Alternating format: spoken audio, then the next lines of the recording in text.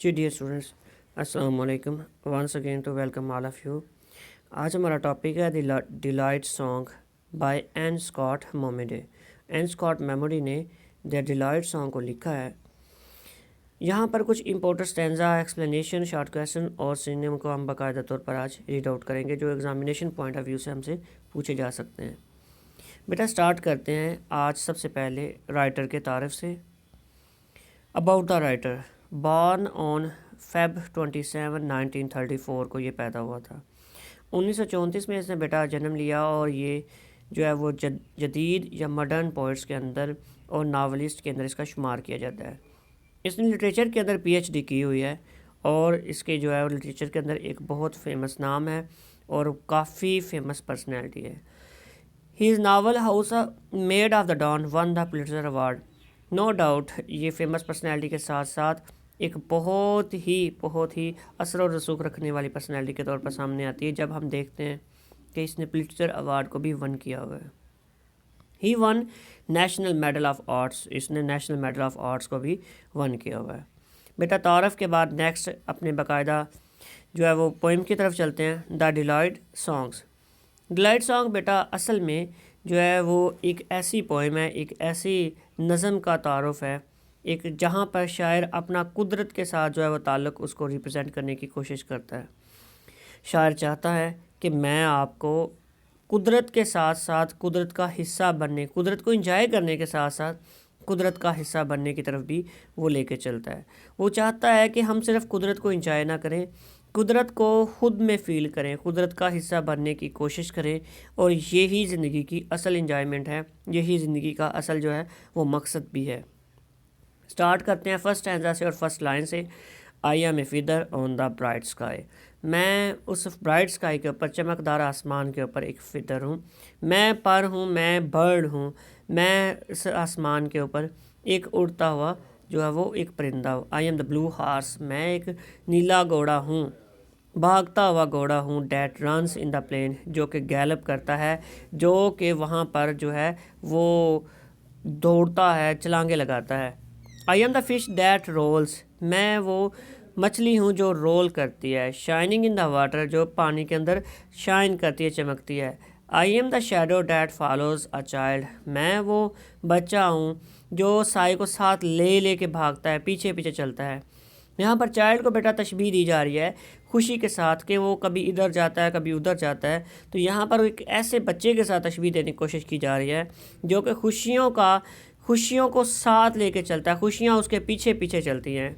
Reference बेटा यहाँ पर देख लीजिएगा। These lines have been taken from the poem the delight song written by N Scott Momaday. Context beta, the poem is an expression of joy and happiness. The poet expresses his merriment through different metaphors, concluding that internal happenings result from the harmony with the surrounding.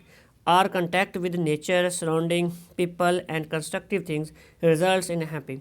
अगर हम nature के साथ, कुदरत के साथ ताल्लुक़ मजबूत कर लेंगे तो हमारे लिए ये असल खुशी और असल जो है खुशी का सामान बन सकेगा। Explanation. In this poem the poet expresses his happy mood, वो अपने हैप्पी मूड को जाहिर करता है। He feels himself as a bird, वो एक ऐसे परिंदे के साथ खुद को जो है वो महसूस करता है, खुद को उसके साथ अटैच करता है। That flies in the air, जो हवा में उड़ता है। And touches the heights of the sky, जो आसमान की हाइट्स को जाकर छू लेता है। Then he compares himself with the horse that gallops the plain in no time, वो एक लम्हे में जो है वो कभी इधर कभी उधर और छलांगे लगाता हुआ उधर से उधर चला जाता है। He becomes a fish that rolls and swim in the deep waters of the lake, वो जो है वो नदी की जो डीप वाटर है, गहरे पानियों के अंदर छलांगे लगाता हुआ तैरती हुई इधर से उधर चली जाती है। And in the last line of the given stanza he becomes a shadow of a child, एक बच्चे का साया बन जाता है जो खुशी के साथ कभी इधर कभी उधर। ही becomes a shadow of the child which is symbol of care free and tension free, वो यहाँ पर केयर फ्री, बिल्कुल टेंशन फ्री होकर वो यहाँ से जो है वो स्टेट माइंड के साथ एक जगह से दूसरी जगह जाता है। So we can see that the poet is in happy mood, वो बहुत ज़्यादा खुश है। And seems to be the in the harmony of the surrounding, और वो इर्द गिर्द के साथ अपना ताल्लुक़ जो है वो बना के बैठा हुआ है। नेक्स्ट स्टैंजा बेटा स्टैंजा नंबर 2 है। I am the eagle playing with the wind, I am a cluster of bright beads. मैं वो ईगल हूँ, मैं वो उकाब हूँ जो कि विंड के साथ साथ जो है वो क्या करता है, खेलता है। I am the cluster of bright beads, मैं उन बीजों का, मैं उन जो है चमकते हुए बीजों का क्लस्टर हूँ, मैं उनका जो है वो झुरमट हूँ। I am the farthest star, मैं वो दूर दराज का सितारा हूँ। I am the cold of the dawn, मैं वो सुबह की ठंडी हवा हूँ, वो सुबह की ठंडक बाद सबा हूँ। क्योंकि यहाँ पर शायर वंस अगेन अपने आप को कुदरत के साथ मंसूब करता हुआ नज़र आता है। एक्सप्लेनेशन लेंगे बेटा। In this line the poet gives metaphor to show the height of the delight, वो खुशी के सबसे ऊपर के जो है वो मंजिल तक पहुंचा है। He feels himself an eagle, वो अपने आप को ईगल के साथ मंसूब करता है। Enjoying the freedom of flight, जो कि आज़ादी के साथ उड़ता है। He thinks himself a unique collection of beads, वो अपने आप को उन बीजों की उन जो है मोतियों के साथ में जो है वो मंसूब करता है। किन मोतियों के साथ? Witching the spectators with their brightness, जो अपनी चमक के साथ जो देखने वाले को अपनी तरफ जो है वो अपनी तरफ मंसूब कर लेते हैं, अपनी तरफ खींच लेते हैं। He considers himself the forest star, वो अपने आप को दूर दराज का सितारा समझता है। Inspiring oh and curiosity and he feels himself the cold nip of the morning, वो अपने आप को दूर दराज के सितारे के साथ मंसूब करता है, वो अपने आप को सुबह की ठंडी हवा के साथ मंसूब करता है। Inspiring awe and the curiosity and he feels himself the cold nip of the morning, comforting and appealing, जो सबसे कंफर्ट, वो बहुत ज़्यादा पुरसकून महसूस करता है और अपने आप को जो है वो अपीलिंग यानी कि वो दूसरों से कहता है कि ये देखिए मैं कुदरत का हिस्सा बन गया, मैं कितना खुशकिस्मत हूँ। Through all such unique images, ये सारी की सारी जो मुनफरद सी तस्वीरें हैं, the poet wants to show his inner joy to unfold his harmony with the surrounding, वो अपने आप को यहाँ पर बेटा शायर जो है वो सराउंडिंग के साथ इस कदर अटैच कर लेता है, इस कदर उनके साथ जो है वो ताल्लुक़ बना लेता है कि जैसे वो ख़ुद भी कुदरत का हिस्सा है। क्लस्टर और डान दो यहाँ पर जो इम्पोर्टेंट सिनोनिम्स के तौर पर है। क्लस्टर कहते हैं जुर्मट को, हीप इकट्ठ, ग्रुप, बंच, डंप वगैरह, और डान का मतलब होता है सुबह की पहली रोशनी, सुबह की पहली हवा, डे ब्रेक, सनराइज़ वगैरह। स्टैंजा नंबर 3 के अंदर बेटा I am the roaring of the rain, मैं वो बारिश की जो रोरिंग है, ठीक है, रेन की जो गर्ज है, ठीक है, वो बादलों की जो रेन है, गर्ज है, वो हूँ। आई एम द ग्लिटर, मैं वो चमक on the crust of the snow, जो कि बर्फ़ के क्रस्ट के ऊपर, सबसे ऊपर वाले तय के ऊपर मैं वो चमकती हुई तय हूँ। I am the long track of the moon in a lake, मैं वो लेक के अंदर, एक नदी के अंदर, एक वादी के अंदर, वो जो चांद का एक लंबा सा रास्ता है, मैं वो रास्ता हूँ। I am the flame of the 4 colours, मैं उन 4 कलर्स का जो है वो एक शोला हूँ। I am the whole dream of these things, मैं इन तमाम चीज़ों का एक क्या हूँ, एक ख्वाब हूँ। वंस अगेन बेटा इसकी एक्सप्लेनेशन में देखेगा। In these lines the poet also gives the powerful and unique image, वो अपने आप को एक बहुत ही यूनिक इमेज तक ले चलता है। And metaphors to prove his extreme happiness, वो अपनी इस खुशी को जो है वो इंजॉय करता हुआ नजर आता है। The symbol of rain bestowing the purity of soul, the image of glittering snow and lighting the and surrounding the images of track of the moon, वो अपने आप को बेटा यहाँ पर जो है वो कभी बर्फ़ के सबसे ऊपर वाली तह पर ले चलता है, कभी वो उन 4 कलर्स के साथ वो एक शोला सा बन जाता है, कभी वो चांद एक ऐसा चांद जो कि एक लेक के अंदर काफ़ी लंबे ट्रैक तक साथ साथ चलता है। शायर यहाँ पर नेचर के साथ साथ ख़ुद को मंसूब करता हुआ, ख़ुद को अटैच करता हुआ, ठीक है, और नेचर को इंजॉय करता हुआ नज़र आता है। The image of track of the moon showing the nearness and proximity, ठीक है, वो उसकी कुर्बत लेना चाहता है, वो उसके साथ जो है वो खुद को अटैच करना चाहता है। And the image of 4 colours showing uniqueness and the variety of life are speaking evidence of his boundless and infinity joy that spring from a satisfied inner self, वो अपने आप को इन चीज़ों के साथ अटैच करके खुद को बेटा मुतमईन करता है, ख़ुद को जो है सेटिस्फाइड करता है। कुछ इंपॉर्टेंट सिनोनिम्स बेटा यहाँ पर। रोरिंग का मतलब गर्जना है, थंडरिंग के मीनिंग में आएगा। ग्लिटर चमकने को कहते हैं, स्पार्कल, फ्लैश वगैरह। Twinkle, blaze. क्रस्ट का मतलब सबसे ऊपर वाला होता है, hard layer. Film, track, path, direction, course और रूट वगैरह। बेटा यहाँ पर last paragraph stanza number 4, you see, आप देखोगे, आई एम अलाइव, मैं जिंदा हूँ, आई एम अलाइव, मैं जिंदा हूँ, I stand in a good relation to the earth, मेरा ज़मीन के साथ बहुत अच्छा ताल्लुक़ है, मेरा नेचर के साथ बहुत अच्छा ताल्लुक़ है, मेरा कुदरत के साथ बहुत अच्छा ताल्लुक़ है। I stand in the good relation to all that is fruitful, मेरा उन तमाम चीज़ों के साथ बहुत अच्छा ताल्लुक़ है जिनका कोई ना कोई फ़ायदा ले सकता है। यू सी, आप देखोगे, मैं देखूँगा, आई एम अलाइव, मैं ज़िंदा हूँ, आई एम अलाइव, मैं ज़िंदा हूँ, जब तक मेरा नेचर के साथ ताल्लुक़ रहेगा मैं ज़िंदा हूँ और मैं ज़िंदा रहूँगा। In this line the poet as the source of his happiness, वो बताता है कि मैं खुश क्यों हूँ, मैं कुदरत के साथ अटैच हूँ तो मैं खुश हूँ। The main purpose of the poem is not to show how happy he is, ये जाहिर करना नहीं है कि मैं खुश कितना हूँ, वो ये जाहिर करना है कि मैं खुश किस वजह से हूँ।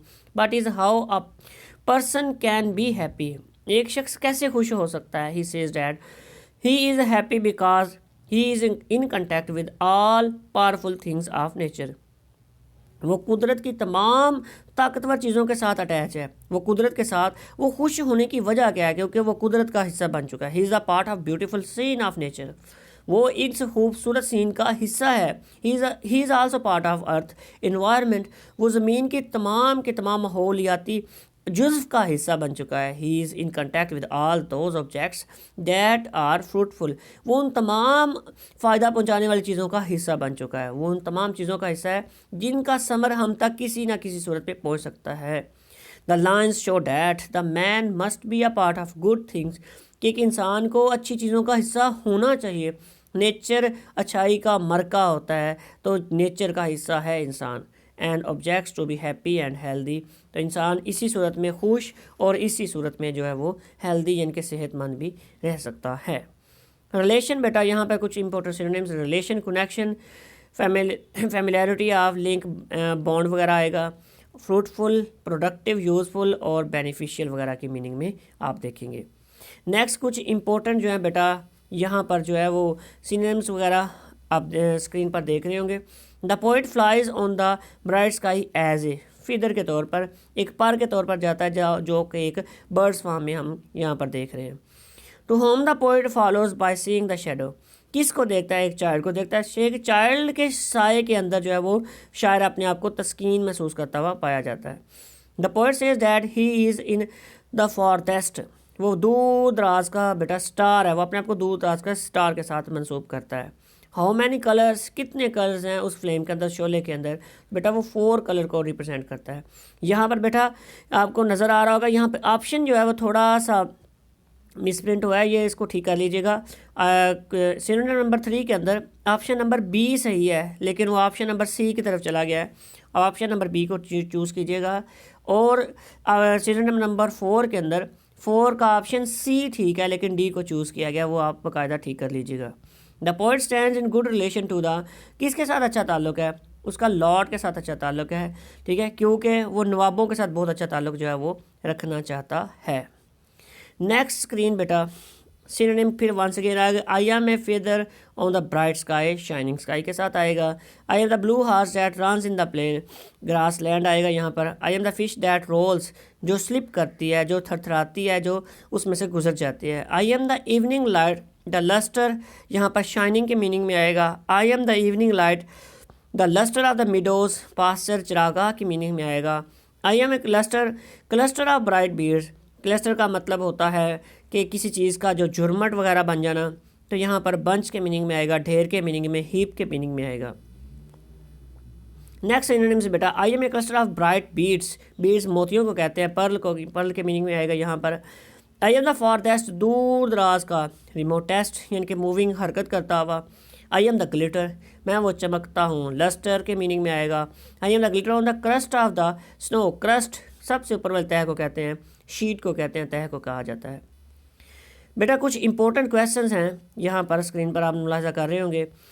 क्वेश्चन नंबर 1 है, what do you understand when the poet says I am the shadow that follows a child. The poet discuss the height of the innocent, innocence of child को यहाँ पर रिप्रेजेंट किया जा रहा है। Childrens are care free and frolic, they enjoy every time unmindful of the circumstances. The poet likes his height of innocence and wants to be the like of a shadow of a child, always following him. वो कहता है कि जिस तरह बच्चा अपने आप को हमेशा जो है यानी कि खुश रहता है और साया उसके पीछे पीछे चलता है, वो अपने आप को उस बच्चे के साए के साथ मंसूब करता है. How can the crust of snow glittered, कि उसका वो कैसे चमकता है. When sunlight falls on the hard outer surface of the snow, जब उस स्नो के ऊपर ऊपर वाली बर्फ़ की तह के ऊपर सूरज चमकता है, उसकी लाइट पड़ती है, it reflects back and crust shines or glitter, वो चमकते हुए नजर आते हैं. What is the dream of the poet, poet का ड्रीम क्या है. पोइट का ड्रीम है all the unique and colourful objects of nature that are in harmony with the his internal happiness. सारी की सारी खुशियों का जो असल मरका है वो है इस नेचर के साथ ताल्लुक़. And relaxation of a man, this make his life full of optimism and relaxation. बेटा यहाँ तक कुछ इंपॉर्टेंट जो है वो शॉर्ट क्वेश्चन कर लिए. नेक्स्ट शॉर्ट क्वेश्चन जो है वो नेक्स्ट पार्ट के अंदर आपको मिलेंगे. होप सो आज के लेक्चर की आपको समझ आई होगी. Take care. अल्लाह हाफिज़.